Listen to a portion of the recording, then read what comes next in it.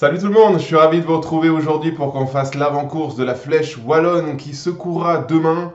La Flèche Wallonne, c'est la deuxième des Ardennaises et c'est le trait d'union entre l'Amstel Gold Race et Liège-Bastogne-Liège qui se courra dimanche. Alors, si l'Amstel a été très spectaculaire dans ses 50 derniers kilomètres dimanche dernier, demain, sur la Flèche, ça va quand même être plus compliqué de voir du spectacle avant le dernier kilomètre. Et là, en revanche, dans ce dernier kilomètre, ce devrait être le feu et un des plus beaux derniers kilomètres de cette saison 2025. Côté profil, la Flèche, c'est 205 km pour 11 difficultés répertoriées.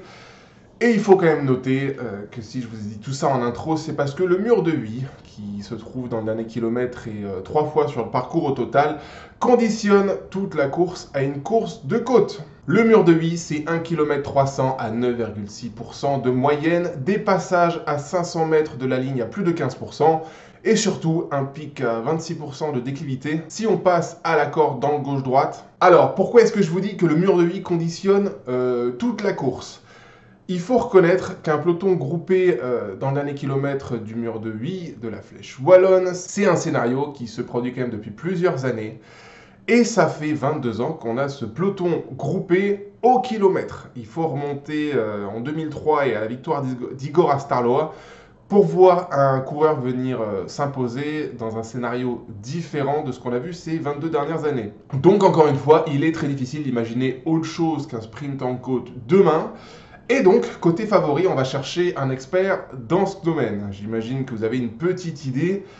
Demain, pour être très clair, je pense qu'on va s'orienter sur un duel Tadej-Pogačar du AE contre Lidl, ce qui est le mot de Thibaut Nice. Pogačar, c'est l'évidence, même s'il y a un petit débat avec Remco Evenepoel, pour moi c'était le coureur le plus costaud de l'Amstel dimanche dernier, c'est le meilleur puncher du peloton, c'est le plus incisif, le plus explosif, c'est juste le meilleur coureur du monde de façon générale. Donc il faut reconnaître qu'au départ de cette Flèche Wallonne, il y a quand même très peu de choses qui devraient embêter le Slovène dans ce dernier kilomètre du mur de Huy. Si on est taquin, et à l'image de l'Amstel, et c'est un travail qu'il faut faire parce qu'on a bien vu que même si Pogačar est au-dessus du lot, il n'est pas infaillible. Donc si on cherche un petit peu les bémols, pour Pogačar, il faut quand même reconnaître que c'est un garçon qui, en termes de compétition, est sur le pont depuis mi-février et le Tour UAE. Depuis, il s'est quand même tapé de très grandes classiques dans les jambes et des plus usantes, Milan-San Remo, Tour des Flandres, Paris-Roubaix. Sur l'Amstel, dimanche dernier, il a été très fort. Je le répète, mais pas impérial, mis en difficulté par Evenepoel, notamment dans le final. Et donc, on peut se demander très légitimement, à quelques jours de sa coupure, s'il n'arrive pas en fin de cycle. C'est tout à fait normal. Et si Pogačar n'est pas tranquillement en train de baisser de régime sur cette semaine des Ardennaises. Ça, c'est pour bémol, mais ça reste mon favori. Alors, qui peut embêter Tadej Pogačar sur le mur de Huy demain? Alors moi, je pense particulièrement, comme je vous l'ai dit tout à l'heure, à l'équipe Lidl et à deux coureurs en particulier. Thibaut Nice, tout d'abord. Alors lui, on va commencer par le bémol. Il ne connaît pas la Flèche Wallonne en course. Il ne l'a jamais disputée, c'est normal. Le coureur est très jeune et en est dans sa deuxième année professionnelle. Mais chez Thibaut Nice, ce coureur a un potentiel inouï dans le punch, je vous le promets. Ce gars-là a un Alaphilippe Prime plus dans chaque jambe. Il est remarquable et dans les années à venir, j'ai pas de doute qu'il sera l'un des tout meilleurs, voire le meilleur du peloton dans cet exercice-là. Il faut ajouter que Thibaut Nice, c'est quelqu'un qui prépare cette course depuis cet hiver dans la tête. Mentalement, il y pense depuis un bon moment. Et depuis qu'il a terminé sa saison de cyclocross au mois de janvier, à l'entraînement, il a bouffé du mur de Huy, mais en quantité. Donc, s'il ne la connaît pas en course, à l'entraînement, il connaît. Et franchement, il envoie du pâté. Donc, pour moi, ce garçon-là, même si peut-être certains d'entre vous ne le connaissent pas très bien, ce gars-là, demain, je pense que ça va être le client numéro 1 pour Pogačar. Duel à venir, potentiellement. Ensuite, aux côtés de Thibaut Nice, on a Matthias Kielmose. Il vient de gagner l'Amstel dimanche dans un final remarquable contre Evenepoel et Pogačar. La confiance est au plafond. Il faut ajouter que Kielmose, c'est le deuxième de la Flèche Wallonne derrière Pogačar en 2023 déjà. Donc on sait que pour Kielmose, la Flèche Wallonne, ça marche bien. Cependant, je vais mettre une petite théorie. Je pense que demain, Kielmose, qui a donc remporté l'Amstel dimanche, devrait faire le taf pour Thibaut Nice. Parce que chez Lidl, on fonctionne souvent comme ça en interne. Il n'y a pas une tête qui émerge dans cette structure-là en termes de coureurs. Et du coup, on fait souvent un petit peu tourner le lead. Et à plusieurs reprises en 2024, on a donné des responsabilités à Thibaut Nye sur certaines courses pour qu'il puisse briller. Et vu qu'il clame haut et fort que la Flèche Wallonne est son grand objectif du printemps, et que Mathias Kielmose a déjà gagné, je vois bien les rôles s'inverser, voir Mathias faire le boulot pour Thibaut demain. Voilà, c'est ce que je crois.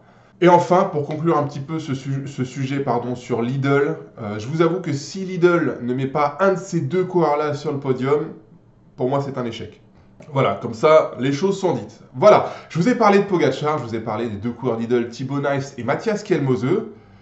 Et vous pourriez me dire, mais pourquoi tu ne mets pas Remco Evenepoel dans les favoris? Et vous auriez raison. Pourquoi je ne mets pas Evenepoel dans les favoris? Il est exceptionnel depuis sa reprise. Il a écrasé la Flèche Brabançonne aux côtés de Wout van Aert. Sur l'Amstel dimanche dernier, il a été incroyable en chasse derrière Pogacar. C'est lui qui condamne le Slovène dans le final. Mais je ne le mets pas favori parce que je considère que cet effort du mur de vie, qui correspond à 3 minutes à plus de 190 pulses, c'est pas un effort, c'est pas un exercice qui est dans sa filière énergétique favorite. Alors, je reconnais que Remco, ces dernières années, a fait beaucoup de progrès en explosivité. Mais là, sur des pentes supérieures à 15%, avec la concurrence de Pogacar, je pense que ce devrait être trop dur pour lui. Maintenant, attention, je ne l'enterre pas et je suis très curieux de voir sa performance demain et ses progrès dans ce domaine-là. Je le répète, mais Remco, c'est quand même l'homme très en forme de ces derniers jours. Ok, après ces gars-là, je vais vous mettre un petit peu mes outsiders. On va commencer par le vainqueur sortant, Stephen Williams. Alors, l'an dernier, il faut quand même reconnaître qu'il avait gagné dans des conditions particulières. Il faisait extrêmement froid. 90% du peloton n'avait pas terminé la course. Forcément, la concurrence était très réduite. Et Stephen Williams s'était quand même imposé avec la manière. Donc, difficile de situer un petit peu ce que peut nous faire Stephen demain. On sait que ce mur-là lui convient. D'un autre côté, il était sur le Tour des Abruzzes la semaine dernière et c'était pas très brillant. Donc voilà, Stephen Williams, on garde un œil sur lui. Mais j'en attends pas grand-chose. Par exemple, si je reviens sur les vainqueurs passés de la Flèche Wallonne, je vais croire un petit peu plus en Dylan Teuns. Il a donc gagné la Flèche en 2022. Il est pas trop mal en ce moment. Il a montré des signes positifs sur la Flèche Brabançonne vendredi dernier. Donc Dylan Teuns, il peut avoir la tête du vainqueur surprise au vu de la présence de Pogacar. Autre vainqueur, Julian Alaphilippe. Alors c'est très difficile de le voir gagner. Sur l'Amstel dimanche, je pense qu'on a été très nombreux à pas trop comprendre son mouvement de course à 50 km de l'arrivée, puis son écrasement total dans le Kreuzberg juste après. Mais Julien Alaphilippe a quand même gagné la Flèche Wallonne à 3 reprises. C'est un effort, on le sait, qui lui convient extrêmement bien. Il fut un temps, c'était le meilleur puncher du peloton sans discussion possible. Il a la connaissance du terrain. Ouais, c'est vrai, la Flèche Wallonne, c'est sa course. Le problème, c'est que Julien Alaphilippe prend de l'âge et est un petit peu dépassé dans ce domaine-là par d'autres têtes émergentes, Pogacar le premier. Donc je mets Julien, mais voilà, je pense que le meilleur résultat qu'il puisse obtenir demain, c'est top 5. Voilà. Et chez Tudor, il n'est pas tout seul, il y aura aussi Marc Hirschi. Marc Hirschi a aussi gagné la Flèche Wallonne en 2020, profitant notamment de l'absence de Julien Alaphilippe. Maintenant, Marc Hirschi, si je ne vois pas Julien Alaphilippe vainqueur, je ne vois pas comment Marc Hirschi peut gagner. Très moyen sur l'Amstel. 40e alors qu'il était devant à 50 km de l'arrivée avant le mouvement décisif de Pogacar. Marc Hirschi, je le répète, mais son début de saison n'est pas au niveau des attentes qu'on avait sur le bonhomme lorsqu'il est arrivé sur Tudor. Donc voilà, je le nomme parce que c'est Marc Hirschi, mais ça s'arrête là, quoi. Ensuite, on a Tom Pidcock pour la Q36.5. Tom Pidcock monte en puissance. Son Amstel a été meilleur que sa Flèche Brabançonne 48 heures avant. Mais Tom Pidcock, je me demande vraiment si ce mur de 8, c'est vraiment son truc. C'est un vététiste dans l'âme. Théoriquement, on pourrait se dire qu'il a l'habitude des forts pourcentages, et c'est vrai. Et pourtant, par le passé, Tom Pidcock, ça n'a pas souvent brillé sur la Flèche, donc sait-on jamais. Bon, après, avec ce gars-là, il ne faut jamais l'enterrer. Donc, je le mets quand même dans les outsiders. Voilà, et côté français, ça dit quoi? Alors, on va avoir Kevin Vauquelin. C'est le deuxième de l'an passé, mais je le répète, les conditions de course l'an dernier avaient été très particulières et ça a nécessairement faussé le résultat qu'on a eu l'an dernier. Vauquelin, je l'avais mis parmi les mecs à suivre sur l'Amstel Gold Race et il est DNF, il n'a pas fini l'Amstel.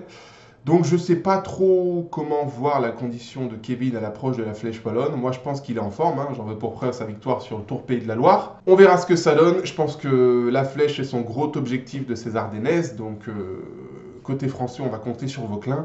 Et on va aussi compter sur la présence de Lenny Martinez, le poids plume de la Bahreïn. Alors lui, s'il y a un petit bémol, c'est qu'il n'a pas couru depuis le Tour de Catalogne fin mars. Là, il va quand même arriver au milieu d'un peloton bien en rage et bien en forme. Maintenant, le mur de Bire, ça correspond parfaitement, mais parfaitement aux qualités de Lenny Martinez.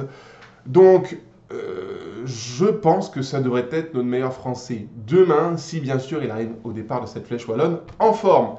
Et peut-être que chez Bahreïn, si on ne joue pas à la carte Lenny Martinez, bah alors à ce moment-là, on se tournera vers Santiago Buitrago, qui lui aussi, depuis son tour du Pays Basque, est gentiment en train de monter en puissance. Voilà, je crois que c'est un petit peu tout pour les favoris. Pour les autres équipes, ça devrait être un petit peu plus difficile. J'aurai quand même un regard sur la loto et les performances de Lennart Van Het Velt. L'équipe Ineos, j'y crois moyennement. Axel Laurence, Magnus Sheffield pourraient être des leaders logiques, mais c'était pas terrible à l'Amstel. Alpecin, en dehors de Quinten Hermans qui pourrait jouer un top 10, top 15, ça va être compliqué. Chez IF, ça vaut peut-être le coup d'en parler un petit peu. C'est vrai qu'il y a au départ de la Flèche Wallonne demain pour IF Ben Illy et Nelson Paoles. Ils ont bien brillé sur l'Amstel Gold Race. Cependant, je trouve que cet effort du mur de Bille leur convient pas particulièrement. C'est les mecs qui sont un petit peu mieux et qui se comportent mieux sur une filière énergétique plus longue que sur celle du mur de Bille. Donc je pense que les deux coureurs vont prendre un petit peu de roulage pour Liège-Bastogne-Liège qui leur conviendra mieux dimanche. Chez Decathlon, j'y crois pas non plus. On va quand même regarder ce que fera Clément Berthet qui sort d'un excellent week-end, 3e de la Classique Grand Besançon et 2e du Tour du Jura. Chez Red Bull, Maxime Van Riels peut-être, mais ça me paraît très compliqué. J'avais vanté la densité de l'effectif de Red Bull au départ de l'Amstel Gold Race. Roger Adria, Maxime Van Riels, Finn Fischer-Black, au final, ces trois-là n'ont pas terminé l'Amstel. Donc difficile de les voir briller demain sur le mur de vie. Chez Visma, je pense qu'on joue à la carte Tige Benoît, mais Benoît c'est un coureur qui est peut-être trop lourd pour le mur de vie, 72 kg. Et enfin, chez Jayco, on regardera un petit peu ce que peut nous faire Michael Matthews, qui a réalisé une très bonne Amstel Gold Race dimanche dernier, 5e derrière Wout van Aert. Mais Matthews, ça fait quand même de nombreuses années qu'il n'a pas brillé sur le mur de vie, donc voilà, je ne sais pas trop ce que ça va donner pour l'Australien. Côté scénario de course, alors c'est du tableau noir. Je vois un peloton groupé au pied du mur de vie, au kilomètre 500, et puis après, que le plus punchy s'impose. Même si j'ai une petite folie qui m'a émergé de la tête au soir de l'Amstel Gold Race, il faut reconnaître que Remco Evenepoel est dans une forme exceptionnelle. Et pourquoi ne pas voir Remco attaquer d'un petit peu plus loin sur cette Flèche Wallonne? Pour moi, c'est peut-être la seule solution qui pourrait lui permettre de s'imposer demain. Si c'est ça, où est-ce qu'il devrait attaquer pour faire la différence sur ses adversaires? Moi, je pense qu'un tour avant l'arrivée, à 25 km, lorsqu'on passera pour la deuxième fois au mur de vie, ça pourrait être le bon endroit pour décoller. Après, il faudra serrer les dents dans la côte des Refs et le mur de vie. Voilà, c'est peut-être la seule petite lumière qui peut nous priver d'une course de côte. C'est le cas Remco Evenepoel.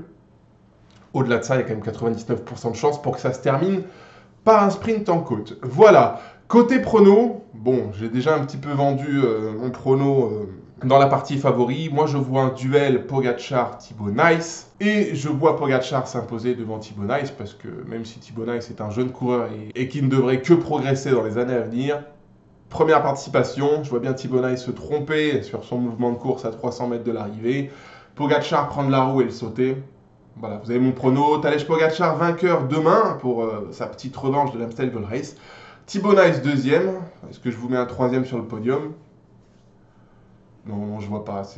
Ouais, je vois vraiment ces deux gars-là sortir du lot. Peut-être que Scalmozo pourrait être le troisième larron s'il n'a pas fait trop d'efforts avant pour Thibaut Nice. Voilà, c'en est tout pour cette avant-course de la Flèche Wallonne. On se capte demain pour le débrief.